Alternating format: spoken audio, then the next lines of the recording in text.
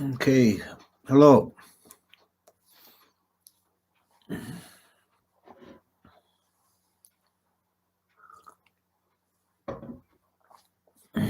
Looks like we got a few people on already.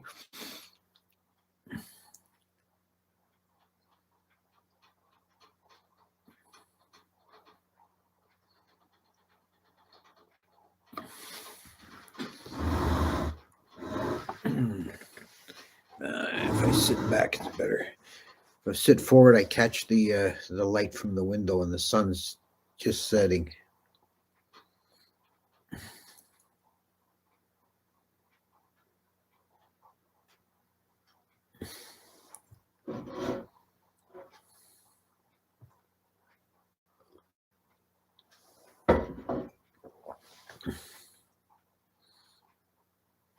No, we got exactly 5 minutes to go.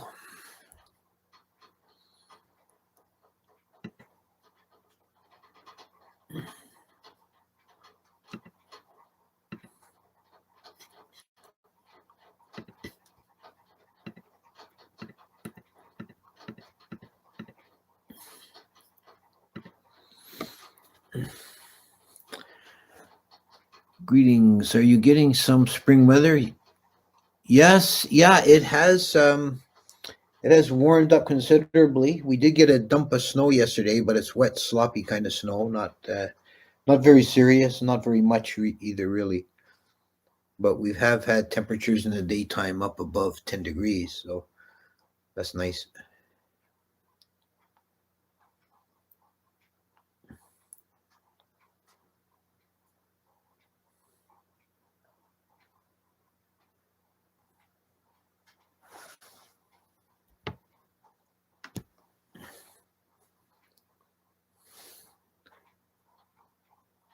Good evening.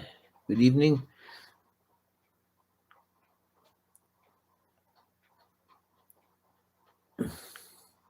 We'll start at 6 o'clock as usual. Still a few minutes to go.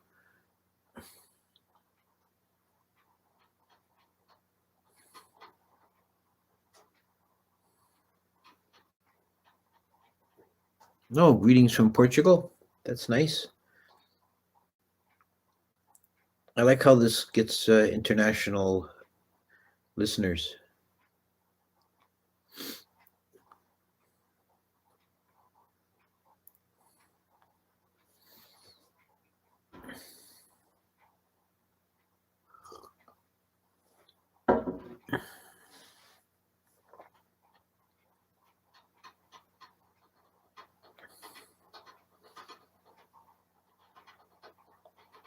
I don't know what that is.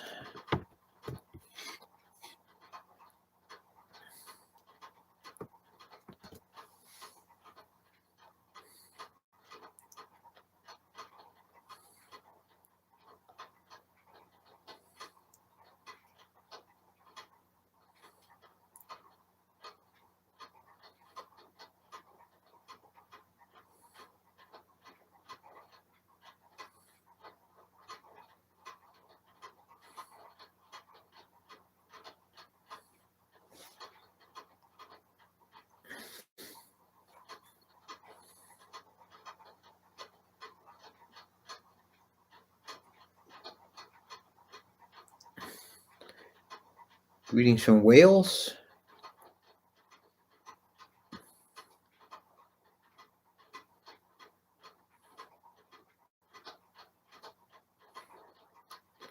Northern Europe. It's a little vague.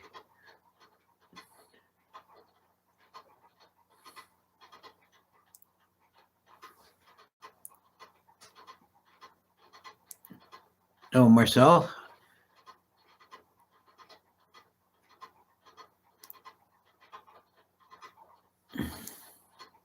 Finland. Yes, good. This area I'm living in is this corner of northwestern Ontario is full of Finnish people.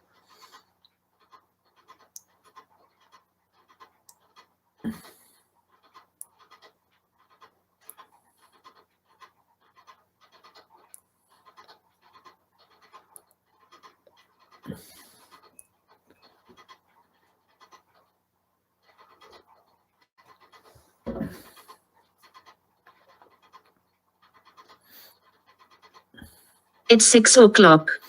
Namo tassa bhagavato arahato sama sambuddhassa. Namo tassa bhagavato arahato sama sambuddhassa. Namo tassa bhagavato arahato sama sambuddhassa. Okay, so we're continuing on with the Abhidhamma series, and I think after this session there may be two more. What I want to talk about today is the Kalapa model of physical matter. This is an atomic model. It seems it was fairly common in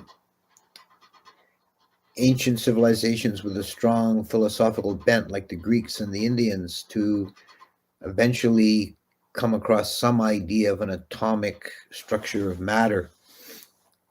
And the version that we have in the Abhidhamma is actually a fairly late development. It's not found as such in the canonical Abhidhamma books, much less in the suttas.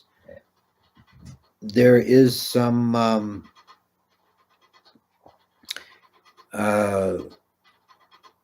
ambiguous sort of passages that might indicate an atomic idea, but it wasn't developed. We spoke last time about the four great elements as the principal constituents of matter, and they were seen more as forces or qualities than as substantial things. But with the passage of time and the further development of the Abhidhamma thinking in the commentaries, there, which was always tending to want to develop more precision and more detail, the nature of matter became elucidated in terms of a theory of what are called kalapas, which are roughly translated, we could say they're atoms. They're the smallest physical components of material existence. And there was, it seems, quite a lot of discussion and debate between the early Buddhist schools as to the exact nature of matter. Even when they generally agreed on its atomic structure, there was a lot of controversy about the details. For example, maybe the most important controversy was between the Sarvastivadis and others schools and the Theravada and a few other schools in two camps as to the size of the kalapas. In the Sarvastivadin model, the kalapas were infinitesimals, meaning that they have no extension. They're like mathematical points. They have a location in space, but they have no dimensions. The Theravada Abhidhamma proposed the kalapas did have a very small actual dimension in space, and one of the commentaries calculates this and gives a number. And the way these kind of really small or really big numbers are often expressed in Indian texts was by a series of multipliers. They would say that so many kalapas, let's say 7 kalapas makes one anu kalapa, and then 7 of these makes 10 of something else, and or makes 1 of something else, and then 10 of those makes 1 of something else, and they keep multiplying it that way until the very last step brings you to an angula, which is a finger length, or for all practical purposes, an inch. So the converted into modern terms, the size of a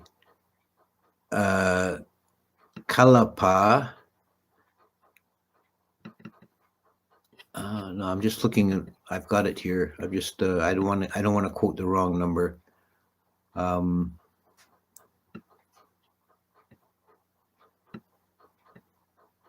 Here we go. The size of a kalapa is 0.04 nanometers. Converting it into modern terminology, which is a kind of an interesting. In that the modern scientific measure for the size of a hydrogen atom is 0.1 nanometers. So the kalapa, as calculated by the ancient Abhidhamma, was just a bit less than half of what modern science sees as the size of the smallest atom.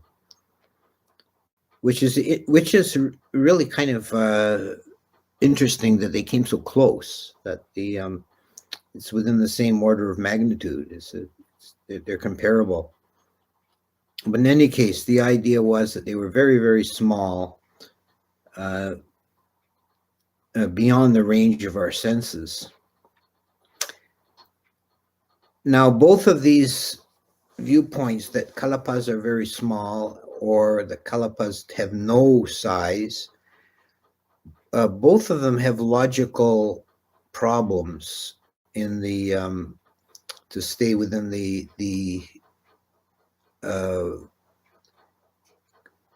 logical confines of the broader Abhidhamma system. If they have no dimensions, then it's not conceivable how they could make larger bodies. And if they do have dimensions, then it's inconceivable how they could be ultimately true atoms, meaning without parts. Because if you have something that has dimensions, then it obviously has a top side and a bottom side, a left side and a right side. And these kind of points were debated considerably. One of the responses to this was the Yogacara, the school that denied the reality of matter altogether and said everything is mind. And they took the logical inconsistencies of every possible atomic model as proof that matter is not real. It's only a mental conception, because it's actually illogical that matter could even exist. So there was a lot of deep thinking about these questions. This was long before anybody tried like experimental science. This was all done on the speculative level. But sticking with the Theravada model of the Kalapa, the Kalapa is the smallest unit of actual physical matter, but it is actually composed of other units. Just as when we looked at the mind, the chitta never arises by itself, but always with a suite of jetasakas attached to it. There's always mental associates arising with the chitta. The chitta doesn't arise ever singular and naked. It always has all these associated states. So it is with matter. The individual dhammas, which are even a finer grain than kalapas, there are always at least 8 composing a kalapa. And these are the 4 great primaries, that is earth, air, fire, and water, plus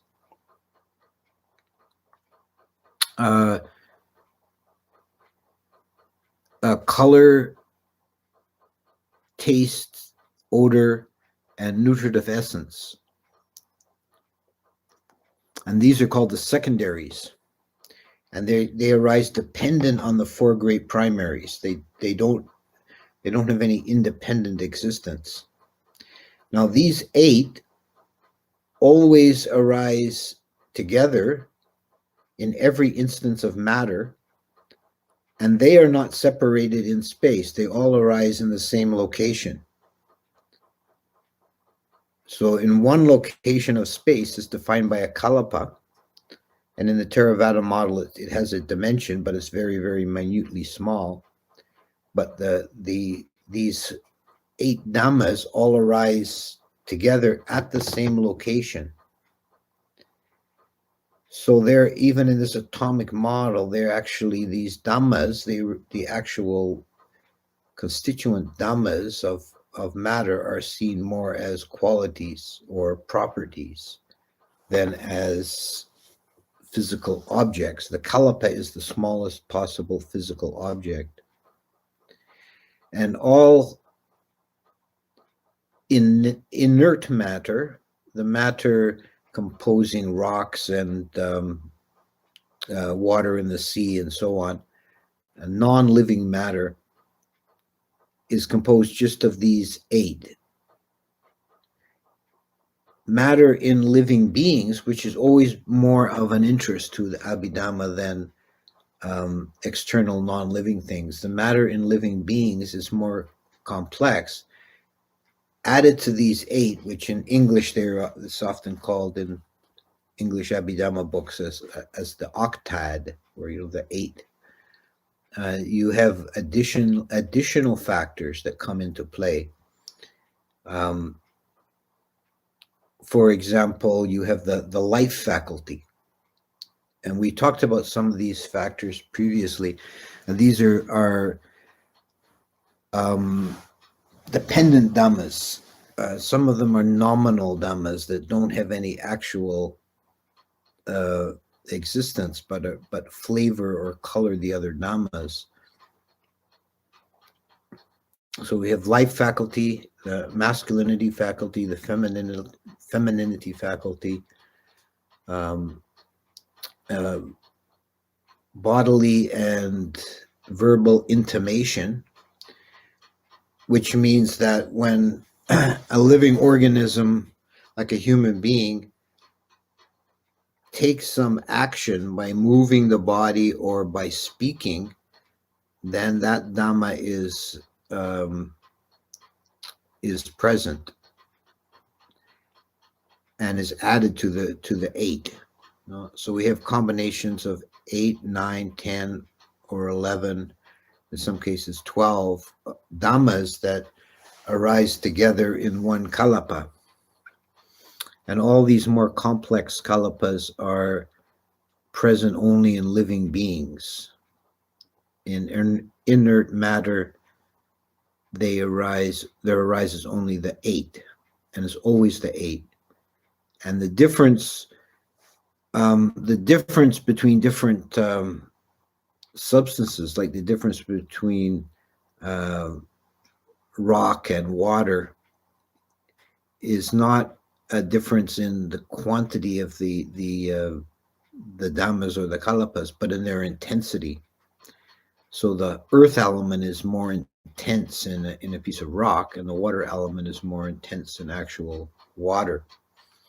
But all 8 are present in each instance of matter.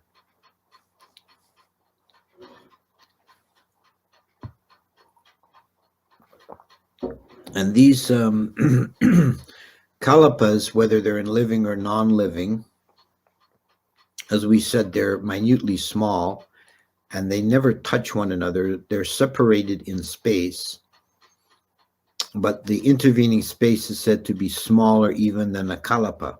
So they're very close, but they never quite touch.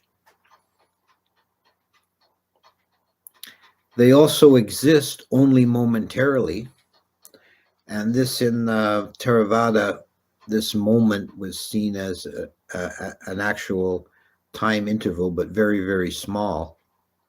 We have a similar thing in modern physics called the Planck interval, which is the smallest possible unit of time that can't be further subdivided. So that time is seen as essentially quantum or digital.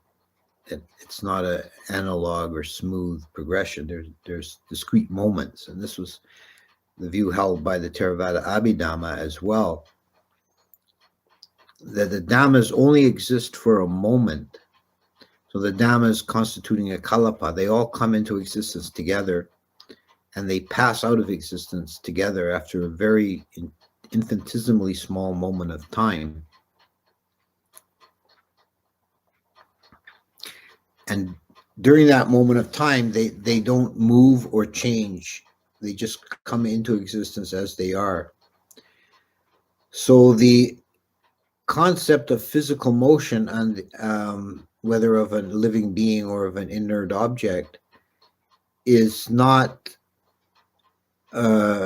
anything more than an illusion at the macroscopic level. There is no really such thing as motion. What there is the arising of dhammas subsequently in adjacent locations. A dhamma comes into existence only for a moment at one point in space, and it can serve as one of the causal factors for a subsequent dhamma that arises at a slightly different adjacent location, and the end result is the appearance of motion.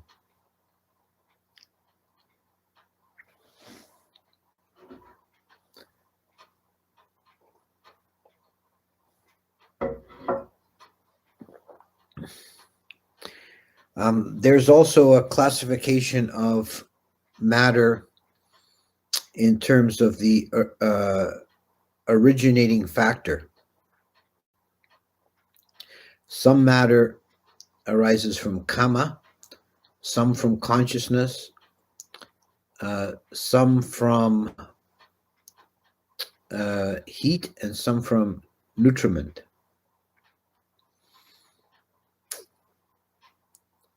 So those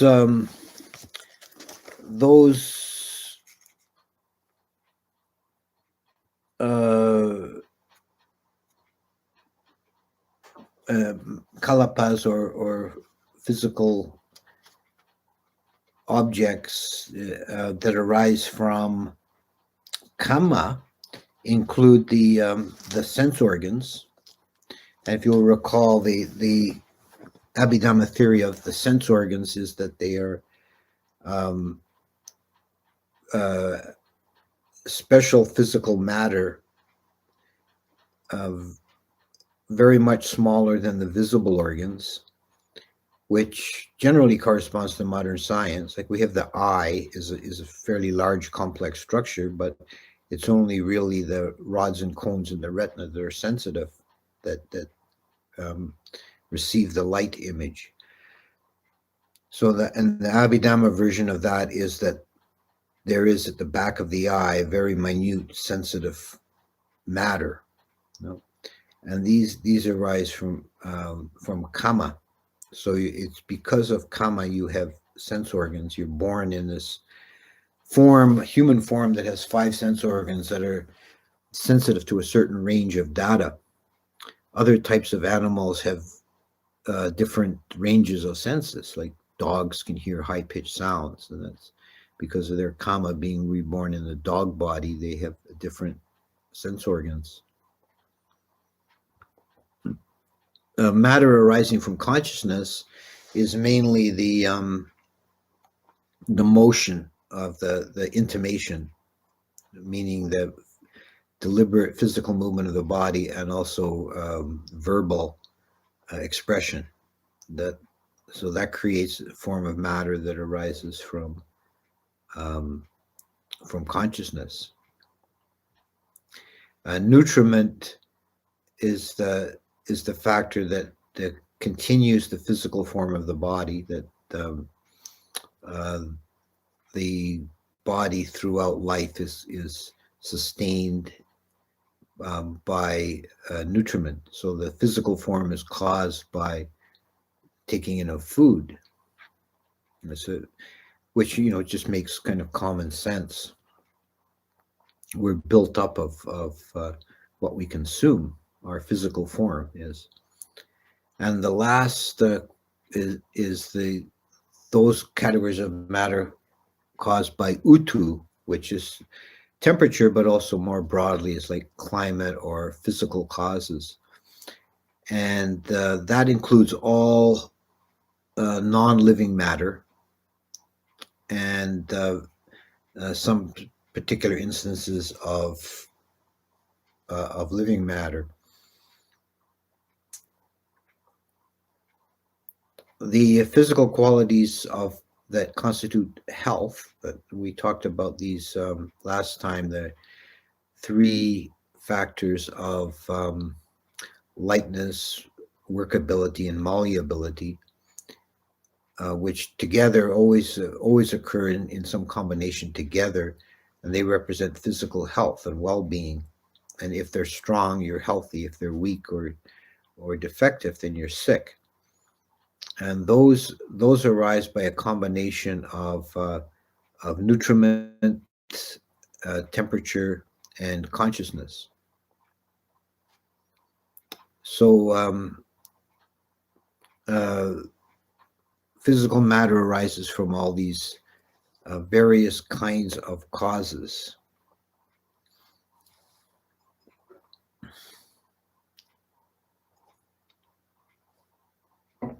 And we always make a distinction between the physical matter in a living being and physical matter in the abstract, like in non-living things.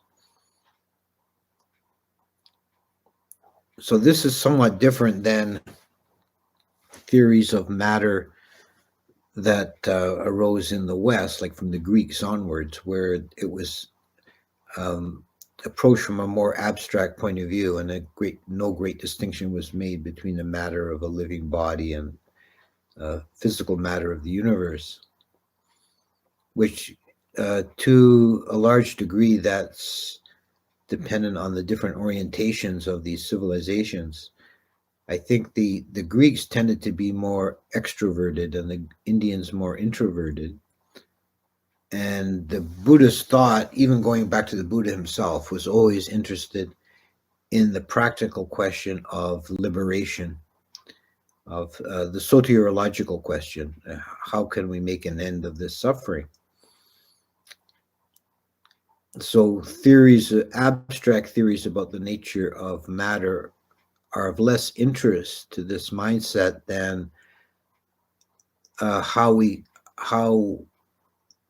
the aggregate of body is composed. What are we talking about with the aggregate of body?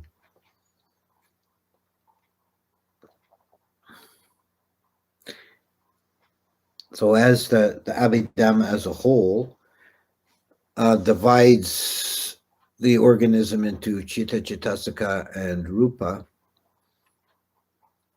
so we in looking at rupa, we're looking at this khandha of the physical form, which is also one of the four satipatthanas, contemplation of the body. So the Abhidhamma approach was basically an intellectualization of that contemplation of the body, the contemplation of the body at this kind of a level.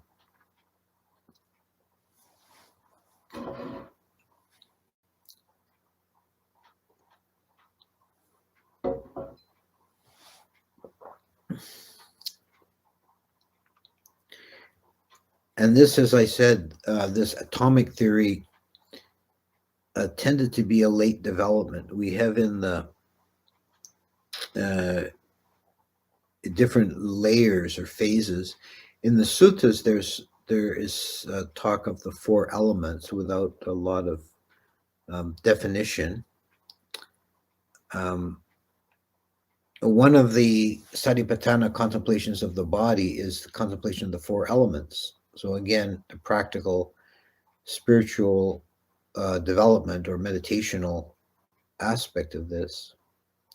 The commentary to the Satipatthana Sutta has a very interesting meditation practice to do with the four elements, and that's done with walking meditation. A lot of people really like this meditation. I've I've given it on retreats, and people really seem to get a lot out of it. It's you break your stride into 4 components. When you lift the foot from the floor, that's fire element. Then you move the foot forward through space, that's air element. Then you settle the foot down, that's water element. And then for a moment you press the foot into the earth, that's earth element. So you're going from the most energetic element down to the most tranquil element, and you're going through that cycle again and again with each stride, just contemplating the quality of that element in the walking.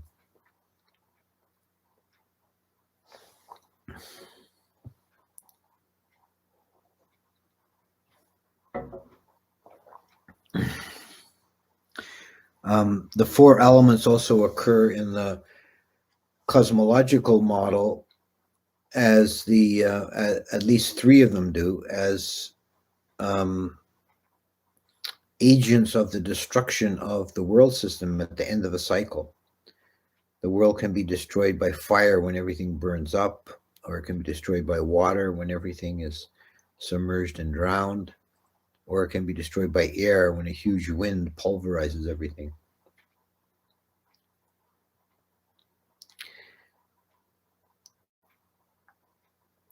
And there is one sutta in the Majjhima Nikaya that goes into this somewhat, talks about disturbances in the elements and mentions when the elements get out of control and become excessive.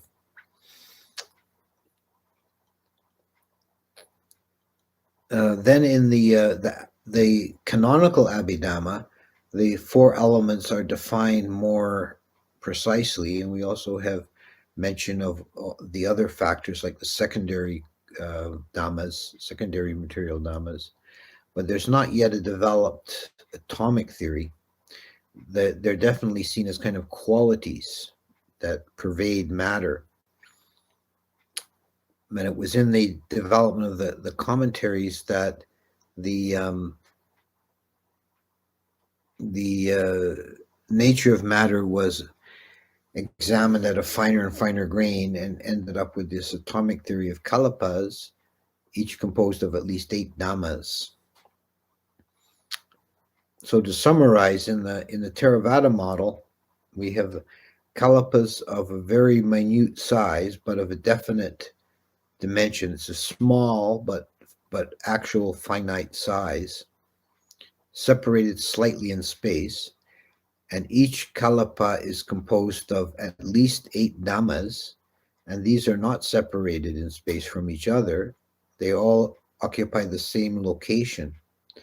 So it's not really right to think of them as separate objects. They're qualities that or energies that compose a single object. The smallest object is the kalapa. And in inert or non-living matter, it's these 8, the 4 great elements, plus color, taste, smell, and nutritive essence, which mostly serve as, we might say, hooks for the sense organs of beings. And in living beings, there's a more complex variety of kalapas, because to the basic 8 can be added additional dhammas, up to 12. And these compose the structure of living beings. And matter can arise from either kama, consciousness, nutriment, or temperature. And non-living matter is always considered to arise from temperature. Well, utu, temperature, should be interpreted somewhat more broadly than just thermometer temperature. It's like natural force, or the energy of the natural world.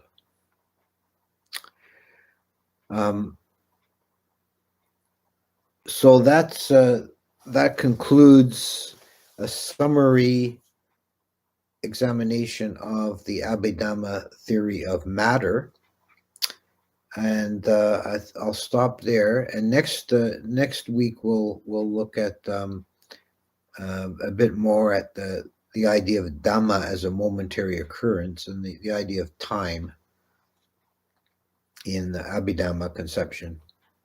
So I'll stop there and see if anybody wants to continue discussion with some questions.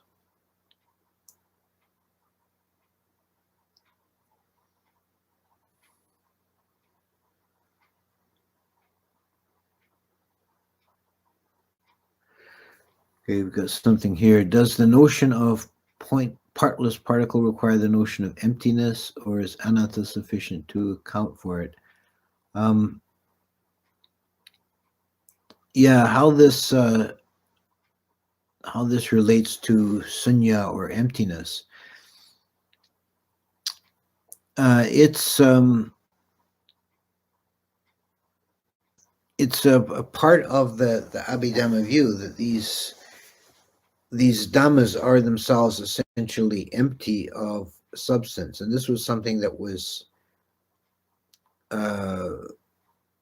approached from. We have to back up a little bit and see how things were considered outside of Buddhism in India. That there was the idea of any unit of matter, whether it was an atomic theory or otherwise, had substance and quality. And this was also a view that was held in the West by Aristotle and other thinkers, that there's a substance and the substance has qualities, whereas the Abhidhamma says, no, there's no substance. There are qualities, but there's no bearers of qualities.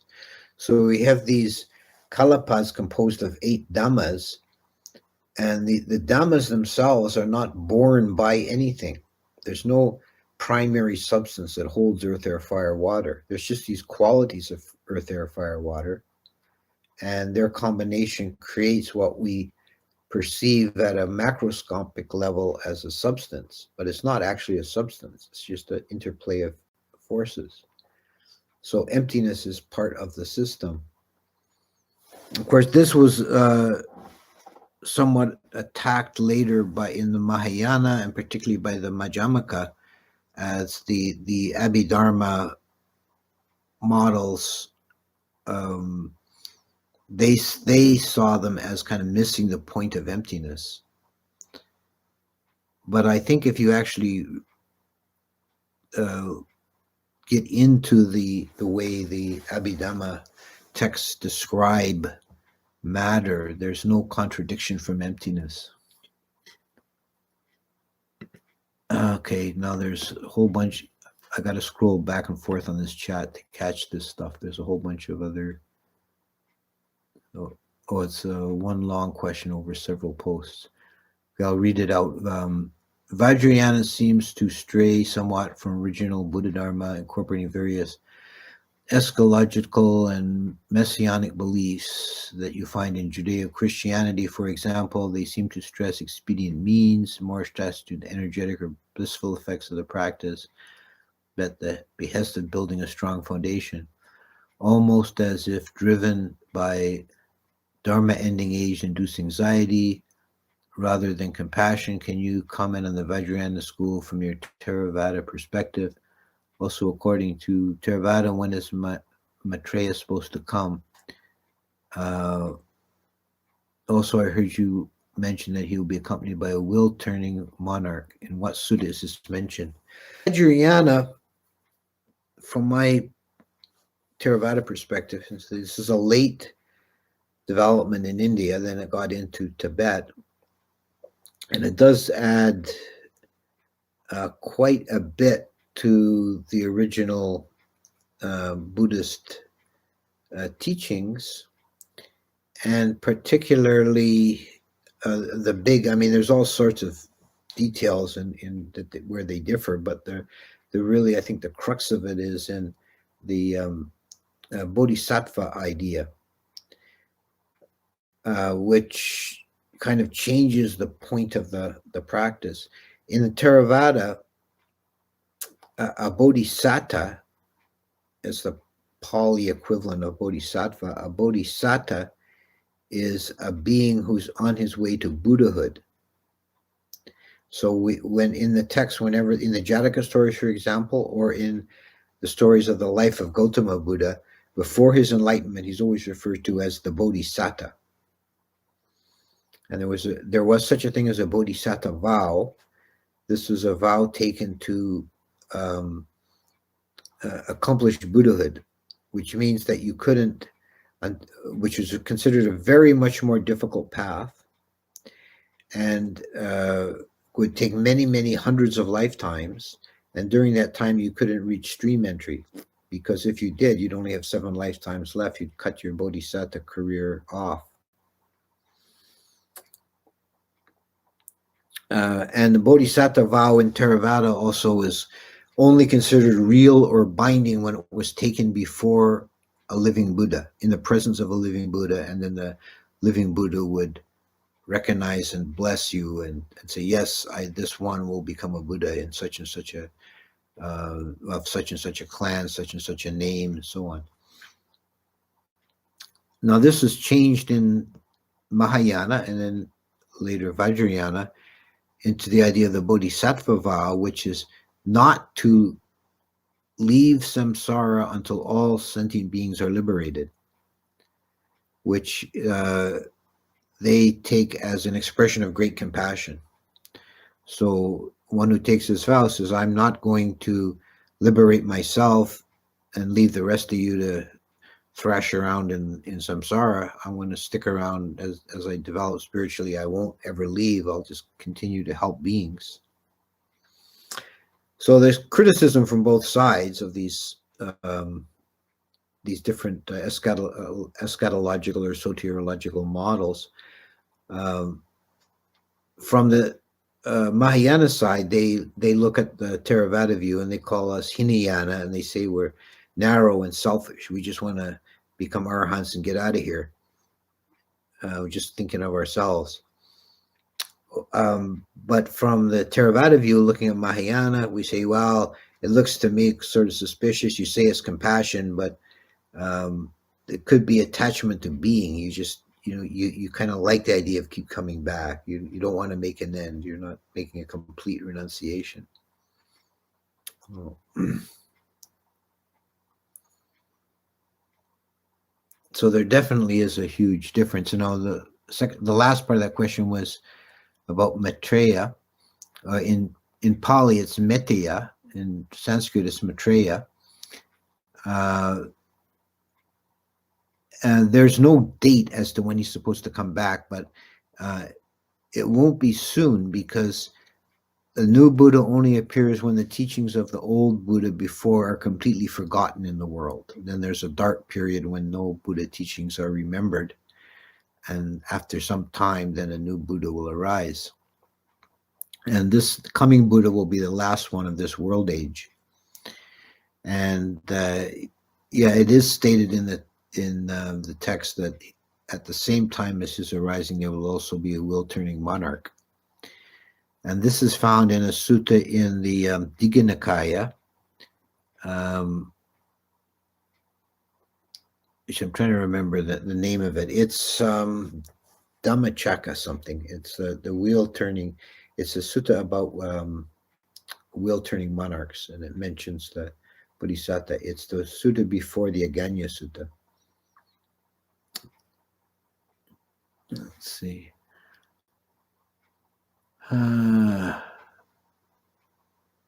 Is it possible to see a kalapa during deep vipassana meditation? I would say not, but I know there are some Burmese teachers who say that you can. I'm not sure if they're interpreting kalapa somewhat differently from the strict Abhidhamma definition or not.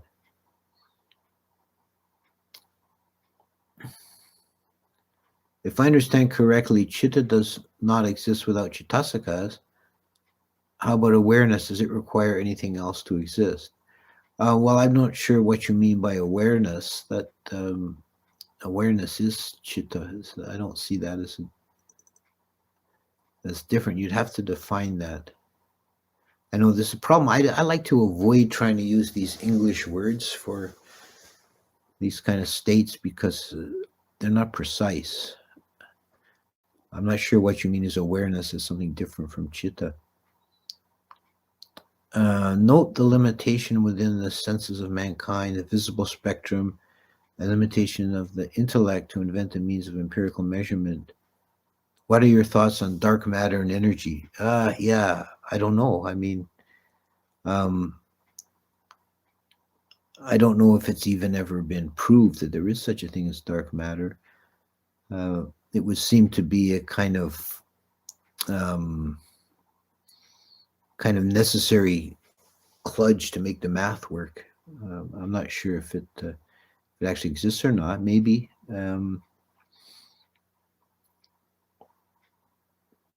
I did mention a speculation in my book about maybe all the kind of mythical realms that we talk about, like Mount Sindaru and the 4 continents. Maybe they all exist at the level of dark matter. But that's just like a wild speculation. I wouldn't put any stock in it. Oh, Matthias, greetings. I heard you got a lot of snow there in Germany this year. Are there examples of possible objects of Bhavanga somewhere? Yeah, in the Visuddhimagga, there's some examples given, just very few. And they're kind of more extreme cases. Like if someone, when they're dying, if they're going to go to hell, they'll see flames and swords. And that becomes their Bhavanga object. And if they're going to heaven, they might see beautiful flowers and a garden or something, and that becomes the Bhavanga object. But there's no real, I've never seen any kind of comprehensive discussion of possible Bhavanga objects. Yeah. Matthias is telling me that they had snow for 2 weeks. We actually got here in Thunder Bay area, we got very little snow this year. It was super cold for a while, but it's been one of the driest winters I can remember.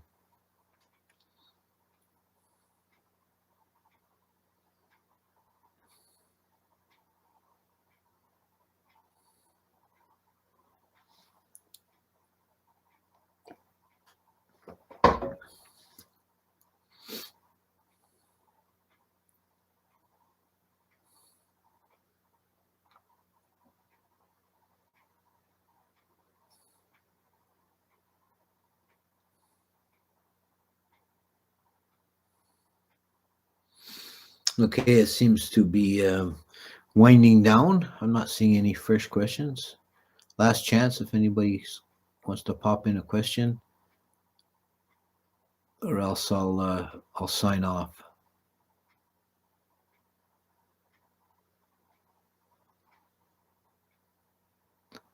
Okay, so see you next week. Thank you all for coming. I hope it was of some interest.